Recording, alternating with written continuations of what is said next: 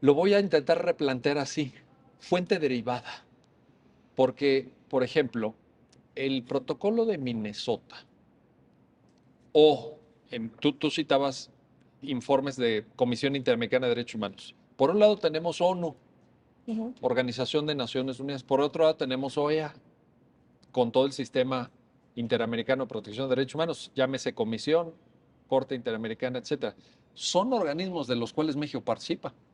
Completamente. Y la normatividad jurídica es así dejarlo de Convención Americana sobre Derechos Humanos, de Pacto Internacional de Derechos Civiles y Políticos, Pacto Internacional de Derechos Económicos, Sociales y Culturales, etcétera, etcétera, etcétera. Pues México los ha suscrito. Claro. Entonces, ¿cómo te suena, Mario, el tema de fuente derivada? Pero fuente, al final. Me parece oportuno. De hecho, si nosotros revisamos el protocolo de Minnesota, en la primera parte hay un capítulo que se llama Marco Jurídico Internacional. Y una de las finalidades del protocolo de Minnesota es proteger el derecho a no ser privado arbitrariamente de la vida. Y en caso de que se produzca esta privación por parte de agentes del Estado, hay que investigar. Pero debe de ser una investigación seria, efectiva, independiente, imparcial. Y tanto el derecho a no ser privado de la vida como la obligación de investigar están en fuentes de derecho formal, del derecho internacional formal.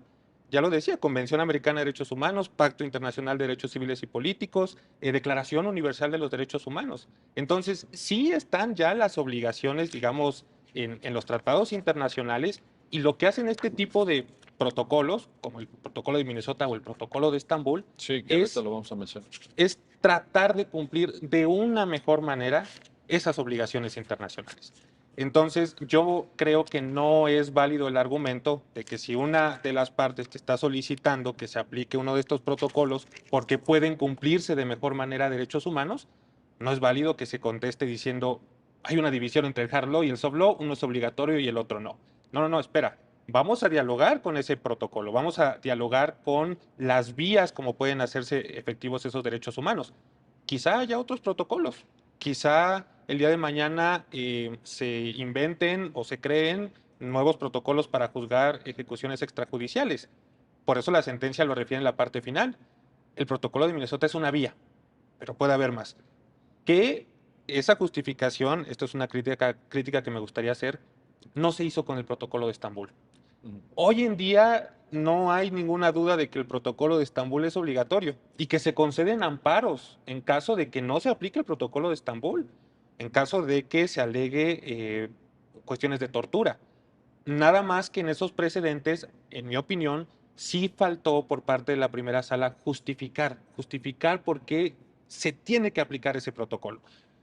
En 2019, la Dirección General de Derechos Humanos creó otro protocolo para juzgar casos de tortura. Yo no veo cómo, si una autoridad decide aplicar el protocolo de la Suprema Corte y no el de Estambul, yo no veo que esté incumpliendo con una obligación. A final de cuentas, esas obligaciones y todos los derechos que hay en torno a una figura tan lamentable como es la tortura, pues están en el parámetro de control. Las vías de soft law, en mi opinión, yo creo que son las que pueden variar. Ahora, te decía lo de fuente derivada precisamente en la lógica de o sea, es que de pronto podría parecer, ¿no? O sea, el protocolo de Minnesota, ¿eso quién lo hizo? Lo hizo una universidad, lo hicieron un conjunto de personas que se juntaron ahí el fin de semana para platicar. Esto es de una ONG. A ver, esto participa de un sistema de expertos a los que convocan instituciones internacionales de las que el Estado mexicano forma parte. Sí, O no, completamente. o se inventa así en una plática de amigos de café. No, y me gustaría señalar algunas de las características. El protocolo de Minnesota fue creado por el alto comisionado de la ONU en 1991. El nombre correcto para la distinguida audiencia, Manual de las Naciones Unidas sobre la prevención e investigación eficaces de las ejecuciones extralegales, arbitrarias o sumarias de 1991. Se le conoce comúnmente como Protocolo de Minnesota porque el grupo encargado de su creación es un comité de abogados de Minnesota. Y por cierto, en 2017 se publicó una versión actualizada. Pero, ¿para qué sirve? ¿Para qué sirve este protocolo de Minnesota? Es un manual que contiene directrices que van destinadas a las autoridades encargadas de investigar. ¿Qué que investigan, pues el protocolo lo refiere, muertes causadas por agentes del Estado, como pueden ser ejecuciones extrajudiciales, muertes derivadas de que el Estado tiene retenido a una persona, a un ciudadano, y en consecuencia fallece, por ejemplo, las personas privadas de su libertad, o muertes derivadas de omisiones del Estado a sabiendas de que podía haber un atentado contra la vida de civiles y no hizo nada. Pero el protocolo es muy completo, la verdad. En una primera parte se mencionan una serie de principios respecto de los que deben aplicar en una investigación. Debe ser imparcial, debe ser pronta, debe ser independiente, debe de ser exhaustiva.